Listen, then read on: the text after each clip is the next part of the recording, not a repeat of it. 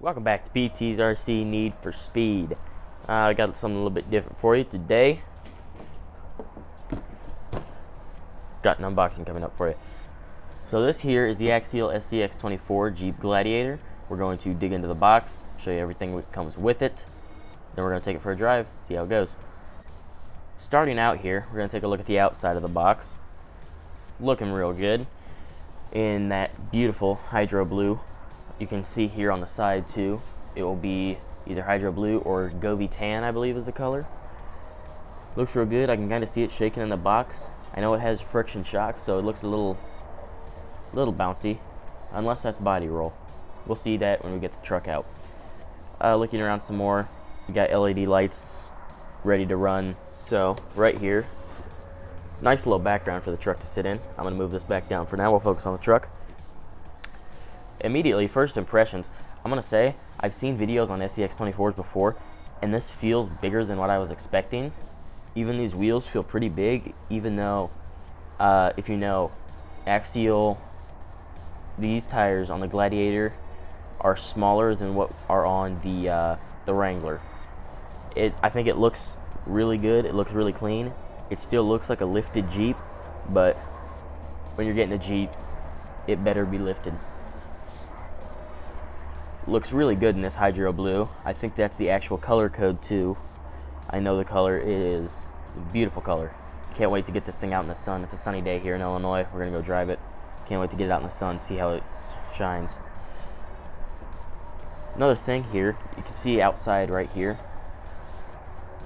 These are the Sandboards here, traction boards. These are functional. You can take these off the vehicle, which I will do right now. There's a little turnkey right here. I have big fingers, so it's hard for me to turn it, so I have these pliers here ready. You have to turn that, then you should be able to just pop them right off. Maybe we'll use these when we're crawling, maybe we don't. It depends if the truck needs it, but these are real, these are functional. I think these will look really good in your little crawling montages. Just gives that extra scale factor. It makes it not feel as much of a Walmart remote control car. So now let's get under the hood. You can notice there's no body pins on the hood because it is hinged in the back just like all other SCX24s, but there's no body pins on the hood like the Wrangler or Deadbolt. Instead, they went with a new approach. I love it. I wasn't sure what I would think of it before. They took Velcro in here and right on here on top of the shock tower, it looks like. At first I wasn't sure what I would think about it because I thought, it's Velcro, will it really stick that good? I felt like it was going to be really shaky, really... Alright, so getting in here, looking at some specs, looks really good. It looks like it's going to be really capable. We have our ESC and receiver combo right there. You can see it's ESC and receiver because it's where you plug the battery in, or it's where it turns on, and it's got this antenna here. That's how you can tell. Plus, it's small, why not do that? The battery is mounted in the back. Let's pull that out so I can show it to you.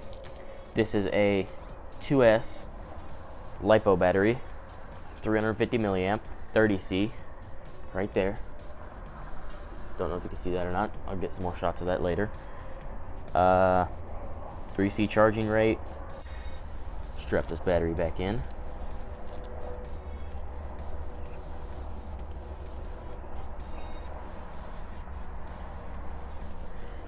Up front, we got our AS1 digital servo right up here. Feels good, feels really light. It's a really light truck. I will say it's heavier than I expected, but it's a really light truck. I'm feeling it's gonna be just fine. There's our LED lights there mounted in the bumpers. I'd rather them mounted in the headlights, but you know. Here, like I said, we have friction shocks, so it's a little bouncy. There's no oil in them. I think there are aftermarket shocks you can get from Hot Racing or Yeah Racing, something along those lines, and get oil-filled shocks, or at least better shocks. But don't know if I'm going to do that. I'm thinking about turning this into a series, customizing it, getting it big, trail ready, and eventually put it up against a 10th scale. Let me know if you want to see that in the comments down below. I would appreciate that. Let's see what we get on these wheels and tires. These are some Trail Grappler MTs. I'm not sure at the height. It's looking maybe 2.5, 3 inch height with some I like these wheels. These look like steel wheels, or aluminum wheels, sorry. They look beadlocked, but they're not. They are glued on. You can get, of course, beadlock wheels for SCX24s. Not a new thing. I think I might end up doing that again. We'll see. Let's look on the underside here of the Gladiator. We have both of these are two-piece molded plastic solid axles with worm gear differentials in there. If you don't know what that means, it means there's one gear in the shape of a spiral turning the other gear. That's a very simple way of putting it, but that's how I'm going to do it. There's our servo linkage here. Looks pretty good to me. A little good, loose a little bit. A little bit of play. I'm fine with that. Looking at our suspension back here, we have 4-link trailing arm in the rear, 2-link in the front, 3-link in the front. It looks really good. I know another difference that we'll be able to see pretty well from here. If you've seen the Jeep SCX24, the Wrangler version, you will notice this is longer. This has an extended wheelbase from that. I don't know how that's going to fare when we go crawling. I don't have a Jeep Wrangler we can compare it to. That may be coming in the future. We'll do a comparison. Again, who knows? We'll see. Leave a comment if you want to see that. Well, I think that's about it. Besides looking at all these wonderful scale details. I like all these jerry cans on the side, traction boards, of course, functional, rooftop tent, and there's even a high lift jack in there. Here's our, hope I don't forget that down there again. Here's our owner's manual, extra parts and pieces here, some Axial stickers, an Allen wrench. Looks pretty good to me. And also contained in here are 4 AA batteries for the transmitter. This is what I like to call a fully ready to run. I believe there is a difference between a ready to run RC vehicle and a fully ready to run. This I would call a fully ready to run because a ready to run vehicle consists of a car that is fully assembled. That's what that tends to mean in tent scaling up world. Down here at this level, I believe a fully ready to run, since it's such a small vehicle, should consist of a battery for itself, which this does, a radio, of course. Most ready to runs consist of a radio, and this is going a little above and beyond. Coming with a battery and charger is enough, but coming with batteries for the radio is just, it's next level good. I'm a big fan of that. I believe, I don't know which order the videos will be posted, but I also got a Axial Yeti Jr. Can-Am Maverick. I believe it has the same situation. It comes with batteries for the radio. It comes with a battery in the car. I really like that fully ready to run aspect of it. Alright. I like how it was bubble wrapped. Okay, we have fake looking carbon fiber. They tried. I like it.